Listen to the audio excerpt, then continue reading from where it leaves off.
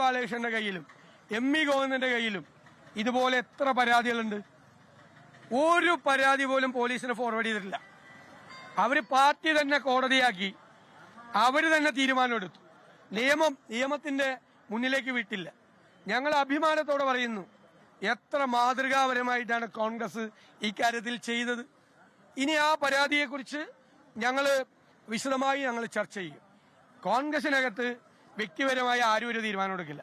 ഞങ്ങൾ കൂട്ടായ നേതൃത്വം ആലോചന നടത്തി ഉചിതമായ തീരുമാനം അക്കാര്യത്തിലെടുക്കും.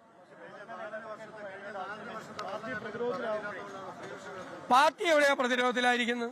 പാർട്ടി ഒരിക്കലും പ്രതിരോധത്തിലായിട്ടില്ല. പാർട്ടി ഒരിക്കലും പ്രതിരോധത്തിലല്ല. പാർട്ടി നടപടി എടുത്തില്ലായിരുന്നെങ്കിൽ പാർട്ടി പ്രതിരോധത്തിലായനെ. ഉറപ്പായിട്ട്. പാർട്ടി നടപടിയെടുത്തപ്പോൾ പാർട്ടി ഒരു പ്രതിരോധത്തിലുമില്ല.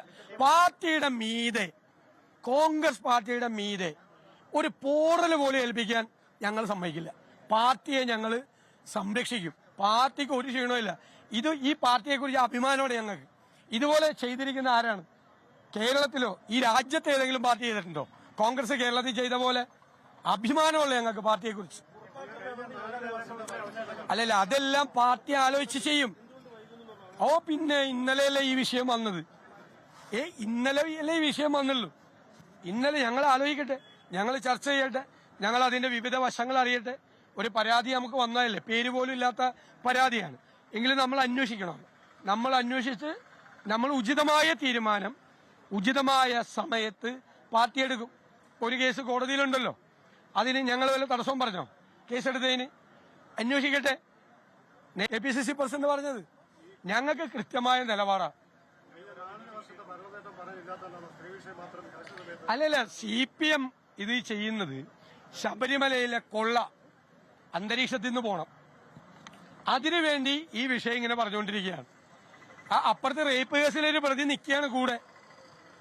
റേപ്പ് കേസിലെ പ്രതി കൂടെ നിർത്തിക്കൊണ്ടാണ് CPM ഈ വലിയ വർത്തമാനം പറയുന്നത്.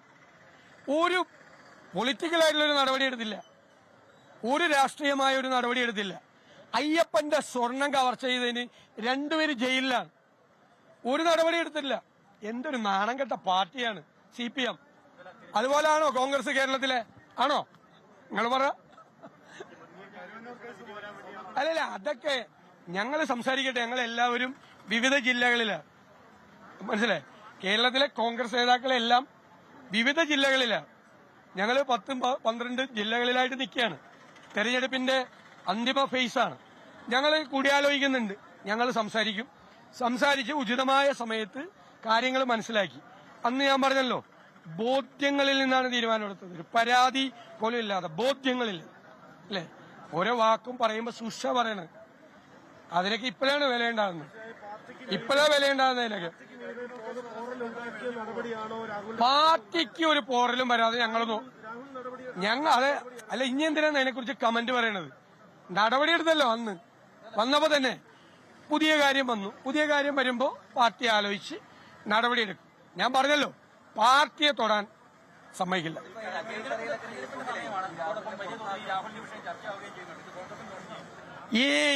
ഞാൻ പറഞ്ഞല്ലോ, കോൺഗ്രസിന് ഒരു ദോഷം ഉണ്ടാവില്ല. ആളുകൾ കോൺഗ്രസിനെയും CPM-നെയും തമ്മിൽ കമ്പയർ ചെയ്യും, താരതമ്യപ്പെടുത്തും. എത്രയോ പേരുടെ പരാതിയാണ് ആ AKG സെന്ററിലെ അലമാരയിൽ പൊടി പിടിച്ചു കിടക്കുന്ന എന്തുമാത്രം സ്ത്രീകളുടെ പരാതിയുണ്ട്. പാർട്ടിക്കാരുടെ പരാതി കണ്ണൂരിൽ നിന്ന്, ആലപ്പുഴയിൽ നിന്ന്, കൊല്ലത്ത് നിന്ന്, തിരുവനന്തപുരത്ത് നിന്ന് എന്തുമാത്രം പരാതിയാണ് കയ്യിലുള്ളത്, അല്ലേ? പരാതി അതൊക്കെ പൊടിയൊക്കെ ഒന്ന് തട്ടിയെടുക്ക്. പോലീസിനൊന്നും കൊടുത്തിട്ടില്ലല്ല. ഞങ്ങളായിട്ട് താരതമ്യപ്പെടുത്തും. ഞങ്ങളുടെ മുമ്പിൽ വന്നപ്പോ ഞങ്ങളത് അന്തസ്സായി ചെയ്തു. നിയമത്തിനനുസരിച്ച് ഭംഗിയായിട്ട് ഞങ്ങൾ ചെയ്തു. ഞങ്ങൾ മാത്രമേ ചെയ്തിട്ടുള്ളൂ. ഞാൻ പറഞ്ഞ മാതിരി റേപ്പ് കേസിലെ പ്രതി അവിടെ നിൽക്കുന്നു. അയ്യപ്പന്റെ സ്വർണം കവർച്ച ചെയ്ത് മോഷ്ടിച്ച ആളുകൾ അവിടെ നിൽക്കുന്നു. ഒരു നടപടിയില്ല. അതല്ലേ ആളുകൾ ചോദിക്കുള്ളൂ, അതല്ലേ ആളുകൾ ആലോചിക്കുള്ളൂ. ആളുകൾ കോൺഗ്രസിനെയും CPM-നെയും ഈ കാര്യത്തിൽ താരതമ്യം ചെയ്യും. ഇനി ഈ വിഷയം തെരഞ്ഞെടുപ്പ് വിഷയമായാലും ഞങ്ങൾക്കൊരു പ്രശ്നമില്ല. അപ്പോഴും കോൺഗ്രസ് തല ഉയർത്തി.